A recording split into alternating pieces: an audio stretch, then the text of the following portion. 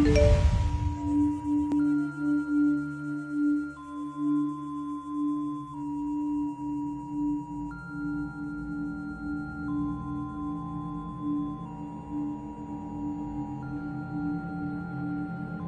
never forget the first time I used Tinder.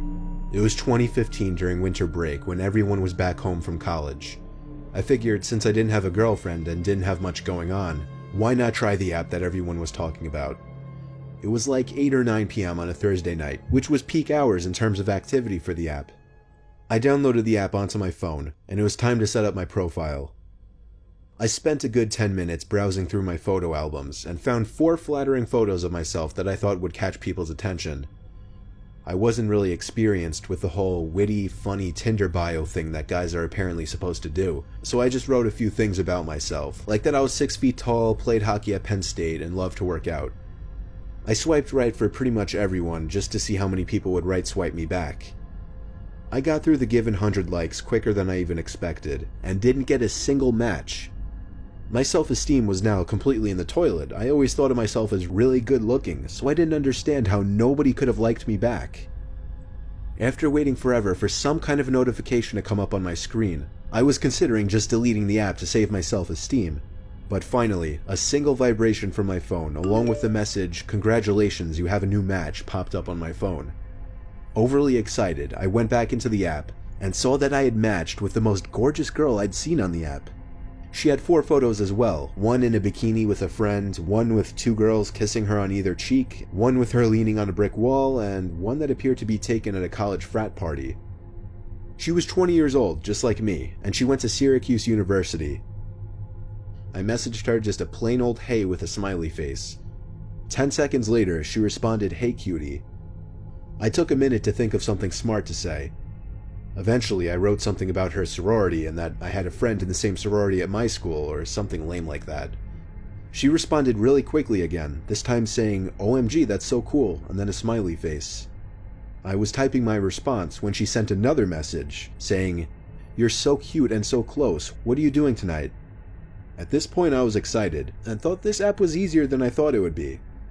I responded quickly, saying, "Just watching Elf, you know, pretty exciting stuff." She replied back, saying, "OMG, no way, me too. You should come over and we can watch it together," and then a winky face. I told her I was down and asked for her number. She gave it to me quickly, and I waited a minute before texting her just so I wouldn't seem desperate. When I texted her, the message was sent as a text message, indicating this person wasn't using the iMessage app. I said hey once again. She replied, "Hey, come now," and then pasted an address. The address was 5 miles from my house, or 10 minutes, which wasn't bad at all. I told her I'm on my way. Before leaving, I told my mom I was going out and left. The address was on the quieter side of town, not necessarily a nice kind of quiet. I pulled up to the house. It had a decent location privacy-wise. Across the street were one of those huge pieces of land surrounded by trees that was dug out deep to collect water during rainfall, and the neighboring houses were kind of spaced out. A red flag went off in my head when I noticed 2 cars in the driveway. I texted her saying I was there, and she replied, "KK, go around back, the front door is loud." I replied, "Are your parents home or something?" But she didn't answer this time. I got out of the car and slowly walked around the house, noticing there was no fence to separate the front yard from the back. There was a window on the side of the house, and as I passed it, I realized there was an opening in the blinds. Someone was holding it up. But as soon as I noticed, the blinds fell back into place. I texted her again, saying, "Was that you at the window?" No response. This was a little creepy now. I continued walking slowly to the backyard, thinking that I could hear sounds coming from back there. For example, the brief sound of a yard chair scraping against the concrete. I became so nervous to turn that corner into the backyard that I froze at the edge of the brick wall, and just ever so gradually poked my head around the corner to see if anyone was in the backyard. As far as I could tell, nobody was back there, so I walked to the back door.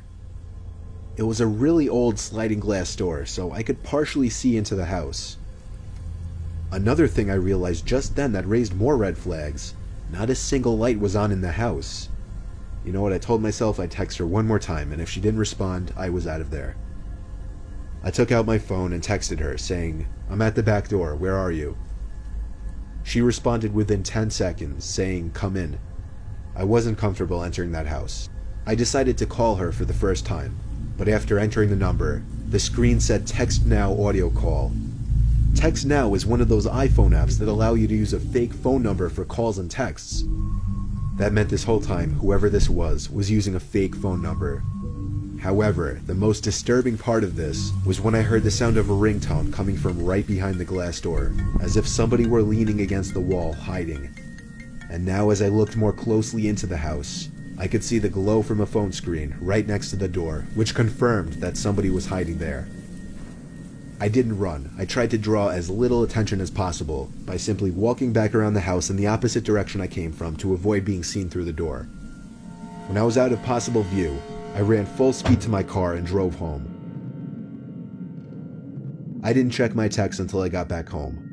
I had 15 new messages waiting for me, about 12 of them asking, "Where'd you go? Why'd you leave? Come back," and so on. The last 3 were more disturbing though.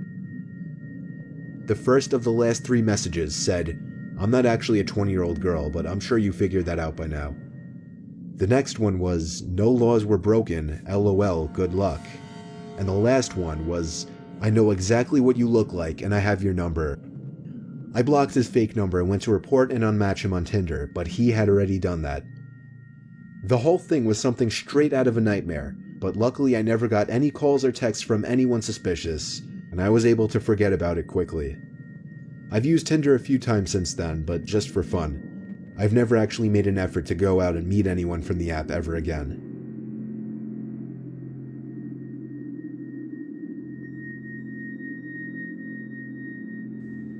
I was on Tinder a few months ago when I was bored. I wasn't looking for anything in particular. Definitely not a relationship though. Just one of those times to see who swiped me for fun and having pointless chats. Plus, there was always that chance that a girl would be down to meet up for the night and, maybe I'd get lucky. That didn't happen this night though. I was the opposite of lucky. My first 20 or so swipes were full of matches. I sent corny pickup lines to a few of them that I found attractive. However, there was one girl who messaged me first. Her name was Michelle.